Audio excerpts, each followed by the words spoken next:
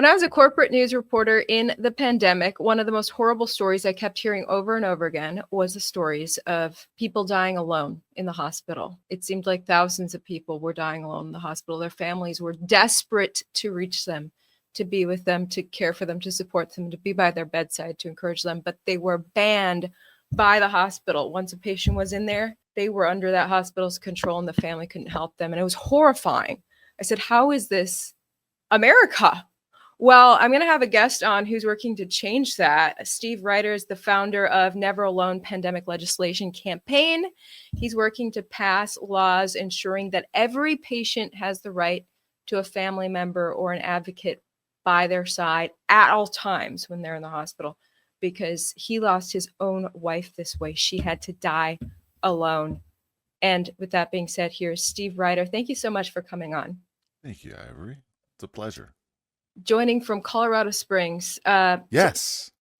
Tell me the story with your wife, and what happened.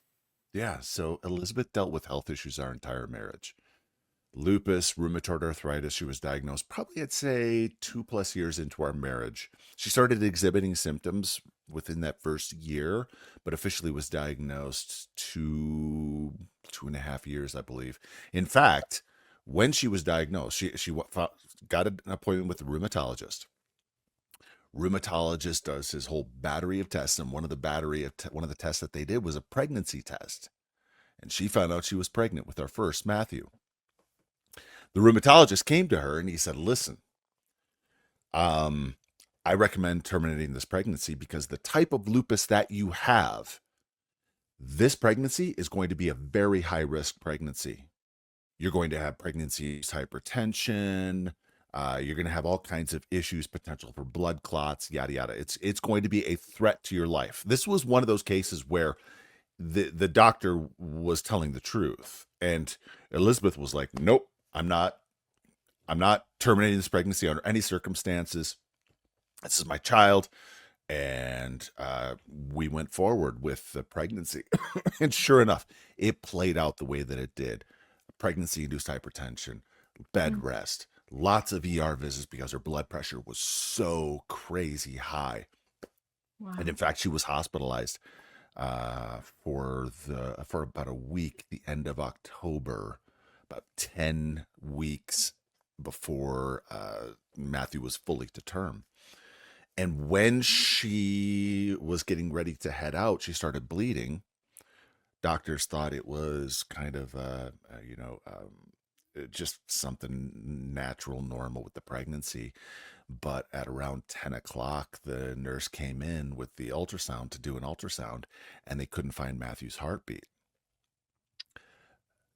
I started freaking the hell out because I'm like, no, no, no, no, no. Well, it turns out the bleeding indicated, and the heartbeat slowed down, which is what it was, indicated the placenta was abrupting and they needed to do an emergency C-section. Wow. And I tell all this because it ties in with the full story. So emergency C-section, they pull Matthew out. I watch from the scrubbing room because they don't have enough time for me to get in there because it's that much of an emergency. They take Matthew over to the NICU. I go with him 9 weeks early, 3 pounds, 10 ounces. You wouldn't know it looking at the kid now because the kid's 6'4", 200 pounds. He's a strapping kid. Awesome. I freaking love him. She goes into the recovery room, and I'm coaching high school football at the time in addition to my full-time job. And the head coach's wife is there. And Elizabeth, when she wakes up, she says, "I'm not supposed to be here." The doctor came to me and he said, "Steve, it got really hairy in there. She lost a lot of blood." Wow. And because she was on all those blood thinners for managing the hypertension. Well, fast forward to 2014, she had this lupus flare-up that was being misdiagnosed because all the blood markers showed the lupus was in remission.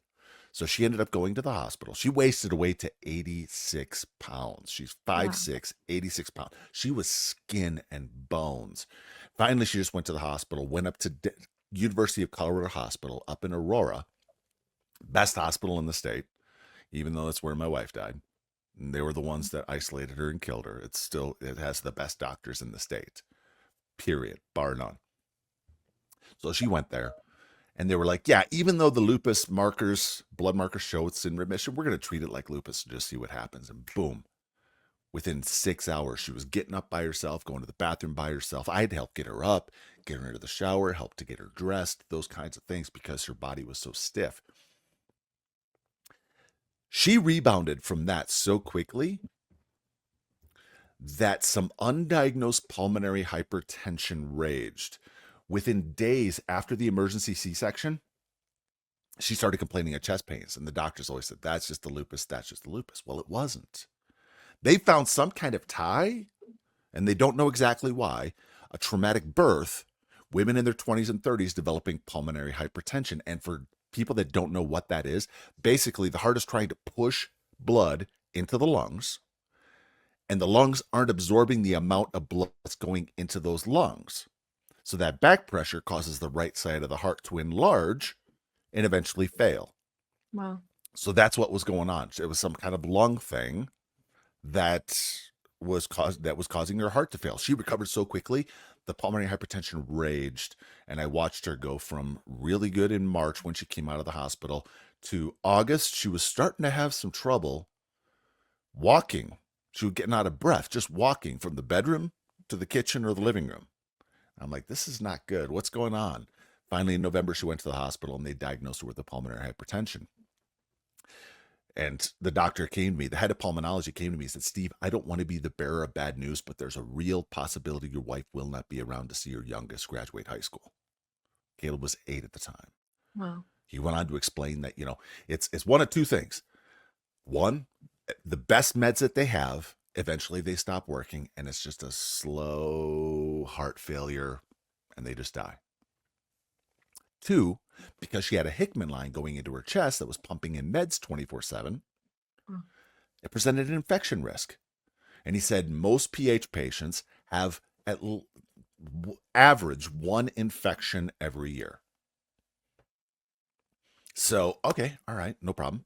So really complex, any doctor that's listening, they understand this is a really complex case. And so I set that up to set the stage because when COVID happened, right at the very beginning, she thought she had COVID.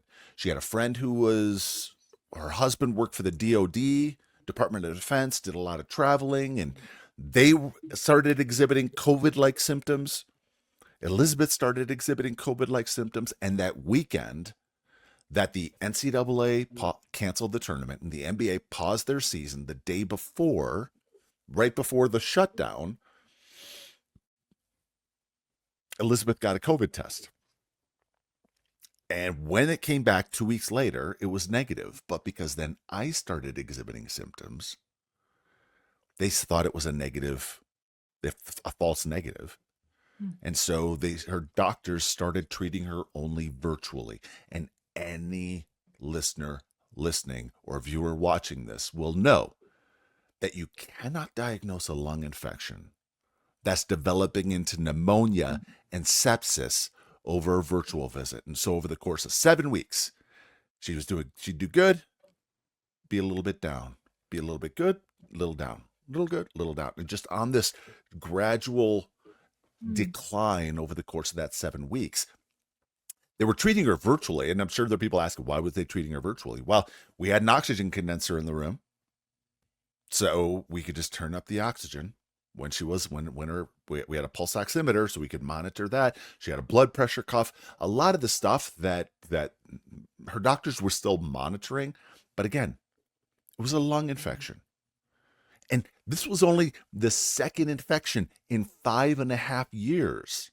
I had taken that once a year infection and I had dropped it down to this is only the second infection in 5.5 years because whenever I would change her bandages for her Hickman line, I would pray over her. I would speak words of life over her. I would do those kinds of things. I would be extra careful with making sure that, when this was stripped out, my hands were clean, I put on my gloves correctly, I was being as absolutely sterile as possible. I was doing it the best that I could. And I was doing clearly a good job because it was only her second infection in 5.5 years. So 7 weeks, decreasing. And finally, April 29th, she woke up at about 3 in the morning, started throwing up. This is 2020. 2020. This is way before vaccines. This is the shutdown still is. This is 2 weeks to stop the spread that stretched into a lot longer. And she started throwing up.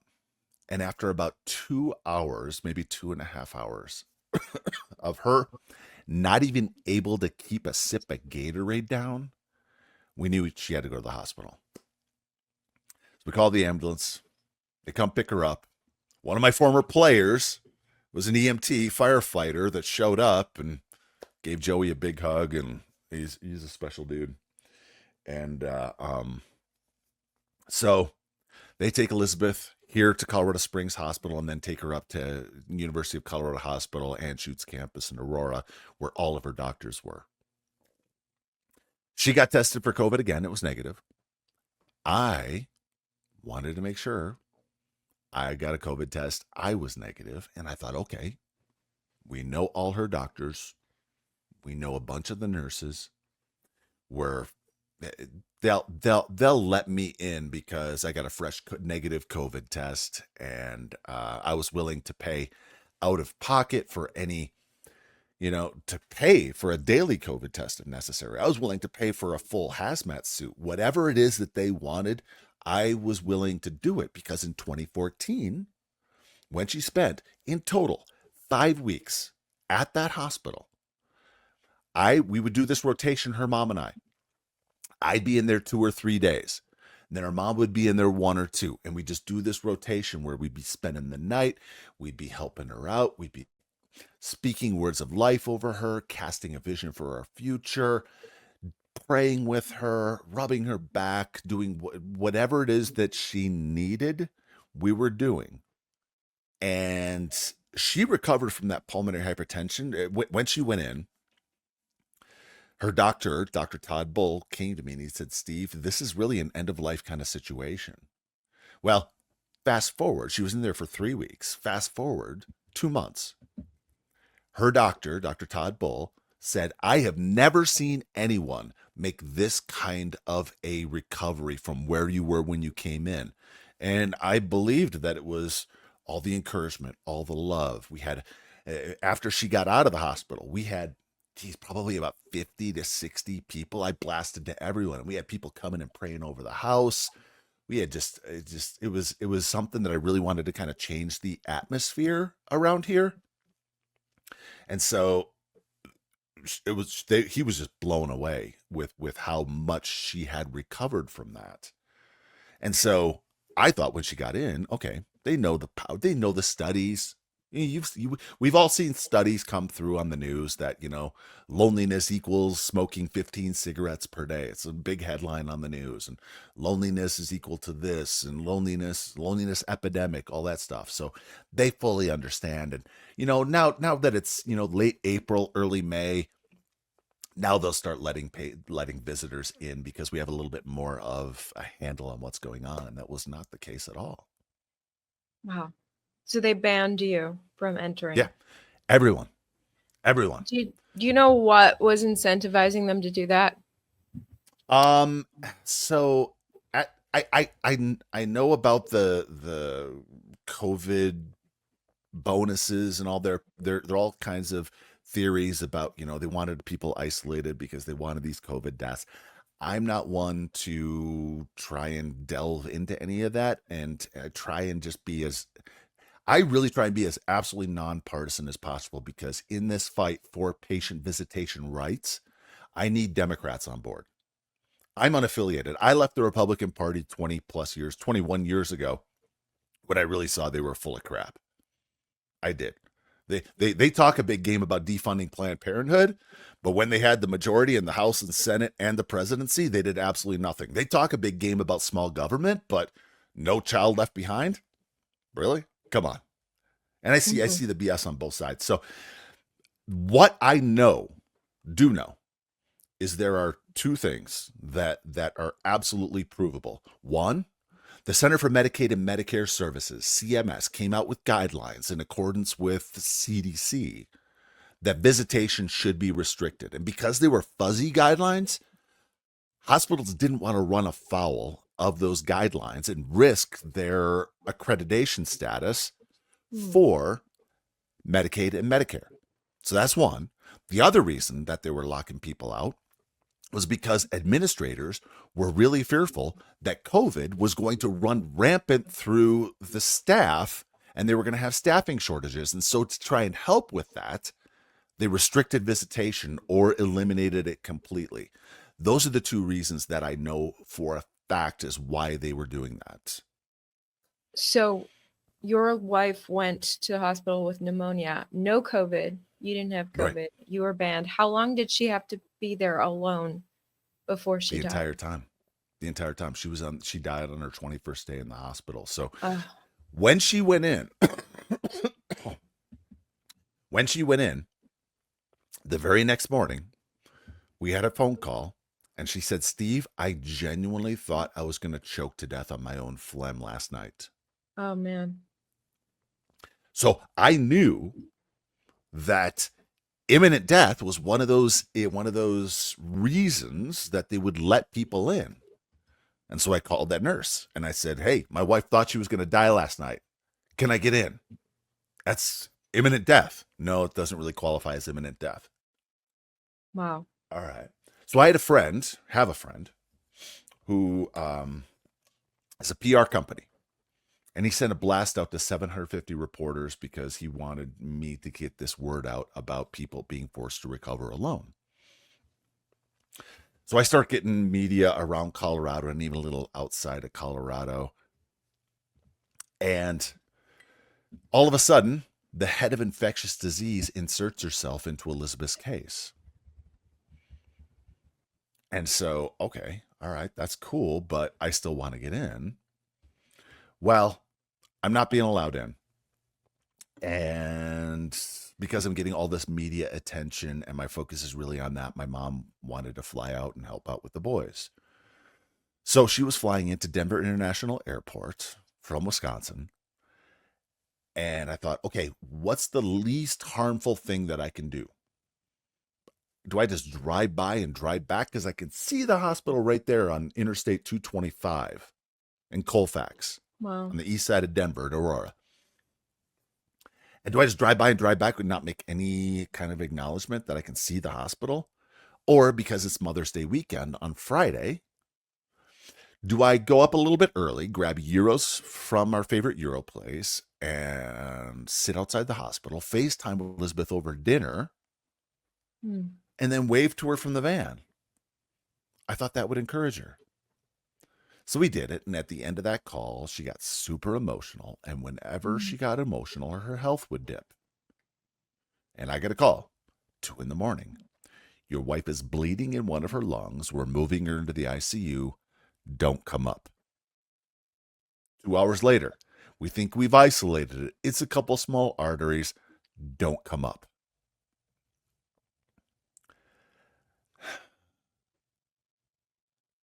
Because of all of everything going on, they weren't able to put Elizabeth under to get those lungs cleared out. They had to be really careful about, anesthesia and surgery and all that. And so they used a local anesthetic to clean her lungs out with a suction tube and get that lung cleaned out and get those clots out of there. She said it was the most painful thing that she had ever experienced. And the next day, Mother's Day, I had a phone call and I was dipping into my tips and tricks and things that I've done over the almost 20 years that I was with her to try and get her to smile and try and get her to laugh and doing all the goofy stuff that I would always do. And it never worked. And our conversation turned to, what if this is the one you don't come home from? Hmm. I told her, babe, listen, you have poured so much into the boys and I. I promise you we will be okay. But you got to stick around for you. We rarely argued, really, rarely even disagreed. But we had a really, really, really good marriage. But the last kind of fight that we had had. I was trying to push her into exercising a little bit more and taking better care of herself and really trying to help with the autoimmune stuff. And she snapped at me. She said, "You don't think I want to live?" And I said, "Hold on, time out, babe. I know you want to live, but my real question is, how much do you want to get better?" So with me saying you got to stick around for you is basically a challenge to her. Well, FaceTime is not the place to have those conversations. So a couple days later, she's still in a ton of pain, still having a really hard time with it. A nurse, this unbelievable nurse, actually went and bought her a hairbrush because she had been in the hospital for that point 2 weeks, 2+ weeks, forgot to take a brush. Oh no. So, women, you can imagine guys with long hair, you can imagine 2 weeks of not being able to brush or comb your hair in a hospital bed.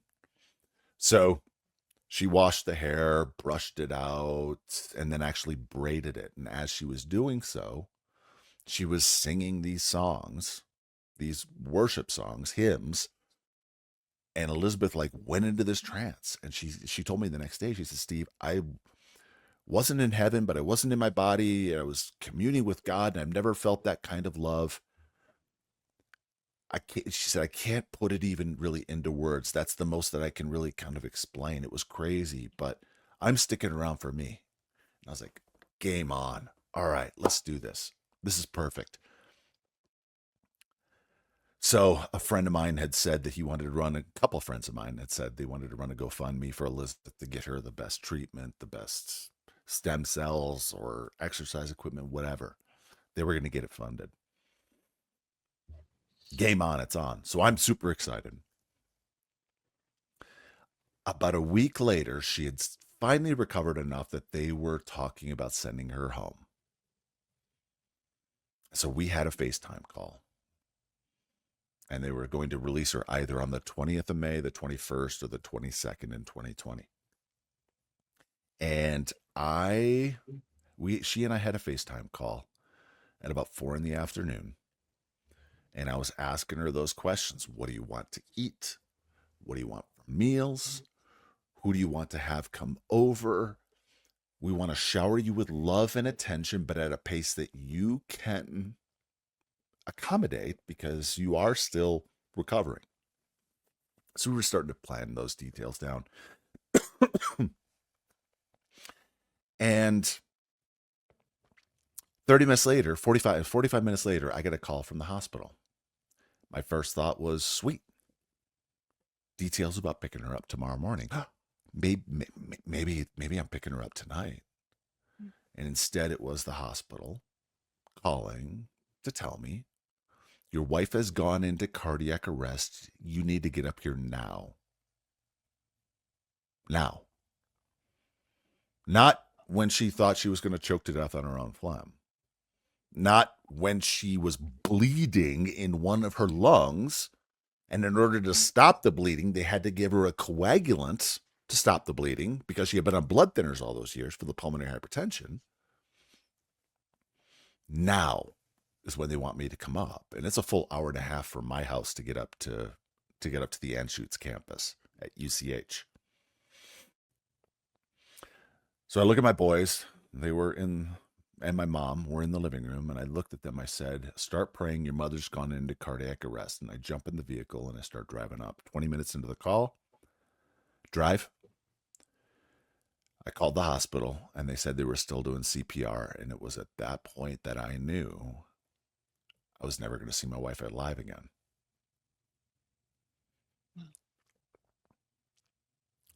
I get to the hospital. I don't have a mask. I'm just in absolute shock because I had talked to Dr. Bull, and he broke the news to me on the drive when I was still about 25 minutes away from the hospital that she didn't make it.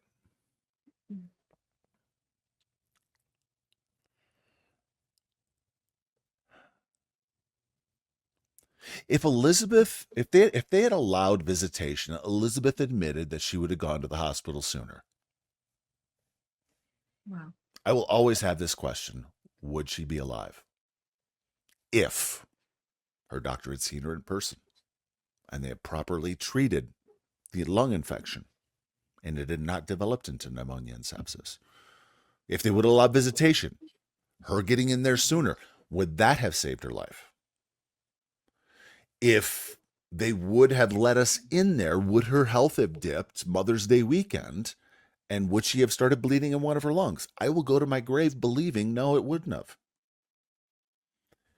And at, and if I had been allowed in there, in that however many minutes, and the timing is very fuzzy, between when the nurse left her room on May 19th after our phone call, about 30 minutes after our phone call, and when Dr. Todd Bull walked in there and happened to find her on all fours gasping for air, no alarm going off, would those minutes of me being in that room and recognizing something was going on, would that have saved her life? And at the very, at the very least, if everything still would have played out, if her doctor would have seen her in person and the infection would have progressed and she had gone in and she still had the bleeding in her lungs, that night when I got home and I broke the news to my boys, Caleb immediately jumped up. He was 8 at the time. He jumped up and he said, "I got to ride my bike." And he just took off. Mm. Matthew sat on the couch and he stewed and he stewed. Excuse me, Caleb was 13 at the time. Matthew was 15 at the time. He just sat there on the couch and he stewed and he stewed. And after about 10, 15 minutes, I sat next to him. I put my arm around him. And I said, "What's going on in there, bud?" as I tapped him on the chest. And he said, "Dad, I'm equal parts sad, equal parts pissed. Because the last 3 weeks of my mama's life were stolen from me. And if things had still played out, at the very least, we could have at least had those 3 weeks with Elizabeth, being around her, holding her hand, and having what could have been a beautiful end to her life. Right. Instead, that was taken.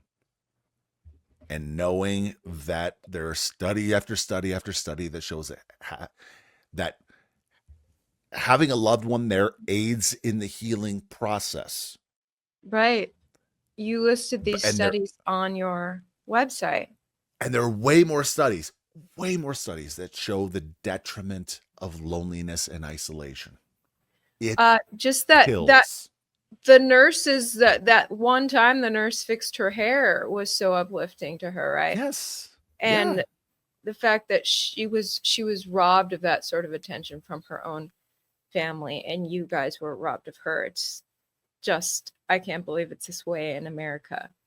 And that's why I'm glad to see that you're trying to pass legislation to fix this. So tell me about your campaign for legislation. What's up? Tell me about your campaign for new legislation to fix this. Yeah, ultimately, we need to see federal legislation that protects a patient's right to at least one screened loved one per day with no time limits, no matter what's going on. That's what we need. I have a friend of mine. She's a nurse. She was relatively a new nurse when the pandemic happened. And while Elizabeth was hospitalized, Rachel sent me a message and she said, "Steve, we had a patient who we didn't think was going to make it through the night, an elderly mom." She said, "We snuck her adult daughter in through a side door, got her into the room, and guess what? Mom just went home. Here is someone that didn't look like she was going to make it through the night. All of these medical experts have seen this decline and they know that the death rattle and whatever else. But daughter comes in and she rebounds and now she's going home." Wow. There we go. That's just one story of so many of the power of having a loved one there. And so all we're looking for is just that one at least one screened loved one per day, no time limits, no matter what's going on. Do I had a any conversation. Yeah. do any states have laws that allow that right now? Yes. We have 13 or 14. I believe we're now up to 14. But here's the thing. At the state level, the hospital association is probably the second most powerful lobby at the state level behind the teachers union. And yeah, there we go. There are some of the states. Ohio just passed legislation in the last week or two, and Good, there's another state that I also saw that passed legislation. good. But here's the thing: because the hospital association is so powerful at the state level, they're a big employer. They have a lot of money coming in, and so they can spend a lot on lobbying efforts. They get their hands into this legislation and they really end up castrating it or cutting it off at the knees, or really hurting it at so many times. Because Florida, was it probably it'll be 3 years ago, later this year, they passed no patient left alone legislation. And DeSantis got some massive PR, national news. I remember seeing it on. We have no patient left. He did this big press conference. We have no patient left alone legislation. I went and I looked, and all it guarantees is a daily 2-hour visit. That's it. What about the other 22 hours? What about it? Because I have a friend who, in the summer of 2020, her elderly aunt was in the hospital. And her cousin, the daughter, is a registered nurse. And she would go in for her hour and she would say, Mom's dehydrated. She's starting to develop bed sores, this, that, and the other. The next day, she'd come in for her 1 hour. And she would say, my mom is still dehydrated. The bed sores are getting worse, this, that, and the other. What are you going to do with a 2-hour visit? In the case of West Virginia, they only allow one visit every 5 days. 5 days, unless imminent death. The hospital association, when these bills are coming through, hospital association is castrating them, gutting them, which is what we saw here in Colorado, which, even though it is kind of a weak piece of legislation, we are the only blue state in the nation that has it. Wow. Even though it is pretty weak, it's proven amazingly effective, because every single time someone would reach out and say, I'm not allowed to be with my loved one, we would send them a piece of a link to Elizabeth's Law. It was named after Elizabeth's Law. And within an hour, I'd get a text, I'm in. The problem is, with all of these pieces of legislation, so few people know about them. And with most of them, almost all of them, there is no punishment for the hospital if they don't follow these guidelines. Essentially, what the hospitals are doing in Arkansas, which was the first state that passed substantive legislation, and it's good legislation on paper, but there's no punishment for the hospital. And so after this legislation was passed in Arkansas in 2021, hospitals were still locking people out. Essentially, no one knew about it. And those that did, the hospitals were basically daring them to report it to the state. Wow. And so many people, because they didn't want to risk ruffling feathers at the hospital, because they were afraid it would be retribution in terms of quality of care, which we've seen. We've seen that kind of stuff happen. They would just take it quietly. So, yeah, it's a mess. In regards, this visitation policy and these laws is in regards to disaster situations such as pandemics, right? Or is that the policy all the time? It needs to be the policy all the time, no matter what's going on. I mean, right now in certain states, people could visit their relative around. Generally, yes. Generally, well, because there's not a So pandemic. my 1 year ago, it was 14 months ago, my dad ended up getting hospitalized with almost kidney failure. His kidneys were not doing well. He had prostate cancer. His heart was starting to fail, so he was not in a great place. They would allow as many of us to come into the room. Actually, no, they would not allow all of us to come in. There was a limit to, I think, 2 or 3 guests at one point, and someone had to leave in order to get to come in. And they had pretty strict visiting hours. So no, I could not spend the night with my dad. Wow. And it was a year and a half earlier. My dad ended up getting hospitalized with COVID in March of 2023. Portage, Wisconsin, Divine Savior Hospital, Divine Failure, as the locals like to call it. He gets hospitalized, and my mom is informed that she gets a daily 10-minute visit. Full suit. She had to get into a full suit, and she would get 10 minutes. That's all they would give her. I called that hospital, and I lost my shit as I was working my way up through the ranks. Oh my gosh. I said, I have been on major media. I have done, Candace Owens show and Babylon Bee, yada, yada, yada. Let my mom in there because there is no medical reason for him to be isolated like that for 23 hours and 50 minutes a day. There is zero. Right. All of a sudden now at the 11th minute, mom can pass COVID to my mom, or mom could pass something new to dad, or what's the medical reason? And they don't have one. Wow. Wow. So there's still alarming policies across the board. Yeah, So and it's based on the hospital. Like, I just saw a month ago that hospitals in Detroit were starting to tighten and restrict visitation because of the flu. wow.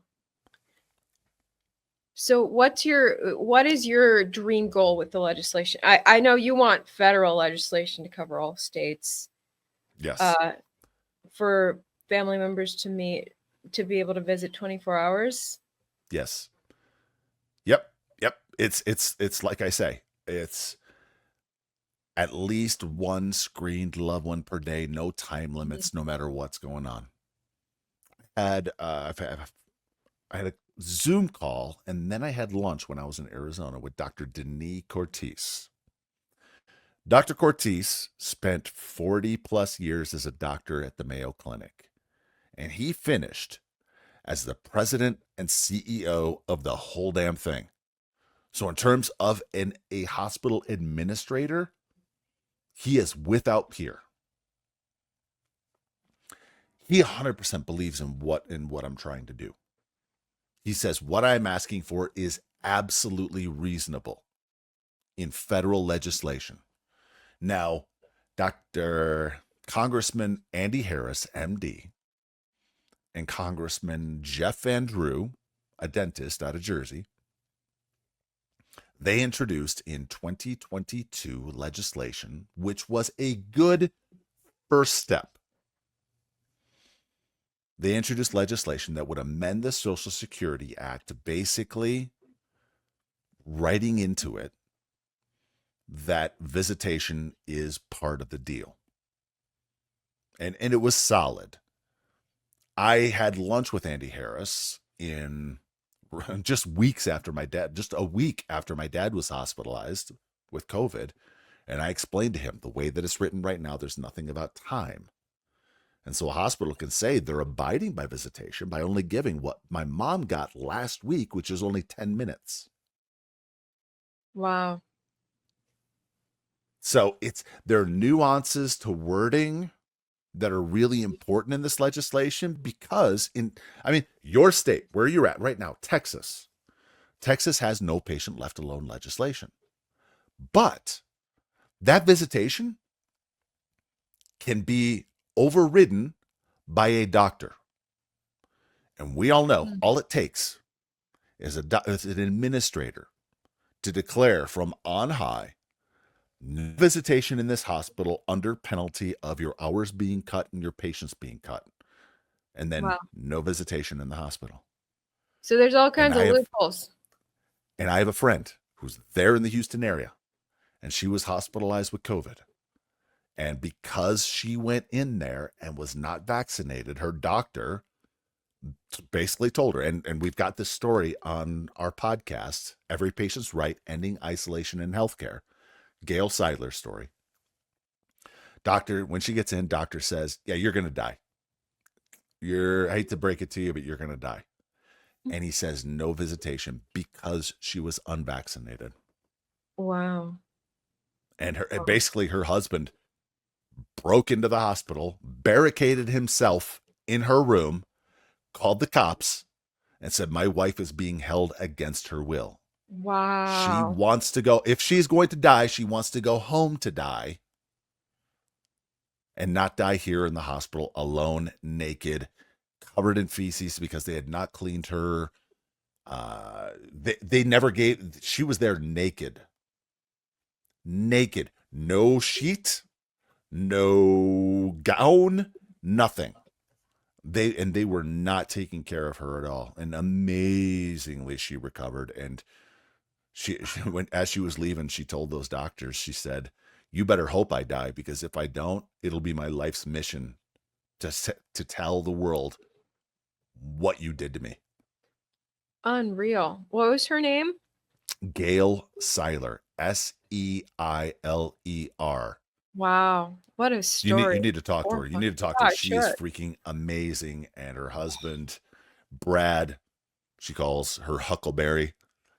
Brad's just he's a former registered nurse, so he was kind of watching things, and her daughter Angela was also fighting for her. And it's a long podcast story, but it's having all three kind of telling their versions of the story was something that was really, really powerful. and Wow. and and it really underscores why we need good legislation and not just legislation. So are you making any progress with this push for good legislation federally? Federally, it's kind of a little bit of a standstill right now. The year after Andy Harris and Jeff Van Drew, the two congressmen that had introduced legislation in 2022, in 2023, they introduced legislation that they called No Patient Left Alone. But all it did was basically tell hospitals, you need to be transparent about your visitation policies. Mm, That does nothing about making sure that no patients are left alone. yeah. Why are you just call it a hospital transparency bill, hospital visitation transparency bill? So really weak And laws right now. I've I've not seen anything since out of them, which I I hope with the new administration that we've got some inroads there that we can maybe start to try and work. Uh, yeah, I'm just daily trying to do a little bit that I can to try and get the word out and try and get some more people mobilized so that we can see that legislation. So I'm going to link your website down below if people want to help out with your mission, neveralonepandemic.org. How can the average person help out with this? Call your state senator, call your state representative, contact us. We'll help. We have a how to there at the website, Okay. and Perfect. we'll help try and mobilize people. I've got a couple other organizations like Former Feds and their COVID-19 Memorial Betrayal Memorial Project, Mm, where we have a large network of people that can also come and help and testify, because things happen, good things happen when there are cameras shining on the Democrats. I'm going to be mm, honest. I'm unaffiliated, as I said. It's the Democrats that have killed and castrated legislation, because in their fight in the 80s and early 90s to kind of start to compete with the money the Republicans were pulling in from big corporations, they decided, okay, what corporations can we take money from? Obviously, we're not going to take money from NRA and the gun lobby, but hey, we can take money from hospitals, from the Doctors Association, from the Nurses Association. And so the Democrats really have been they either they believe it or they're just doing it for the money. Wow. Where the doctors are doing everything that they can, the nurses are doing everything they can, which is really strange because a vast majority of doctors that I have ever talked to, they support what I'm trying to do. And overwhelmingly, a nurse trade journal did a study, polled their readership, and over 85% of nurses agreed that visitation should have been allowed even in March of 2020. Wow. Restricted, but still allowed. So you have the rank and file nurses and the rank and file doctors that agree with me, but the Doctors Association and the Nurses Association, which any association like that tends to lean very left of their constituency. Wow. And so you have them and then the Hospital Association that also oppose it. And it's the power of our stories that is going to get this thing passed, because we don't have the deep pockets that the Hospital Association, Doctors Association, Nurses Association have. Wow. Well, thanks for sharing your story and creating this mission. I think so many families, it could really benefit. Thank you, Amber. Never Alone Pandemic Legislation Campaign, neveralonepandemic.org. Steve Ryder, the founder. Thank you so much for coming on. Great talking to you. Thank you, Ivory.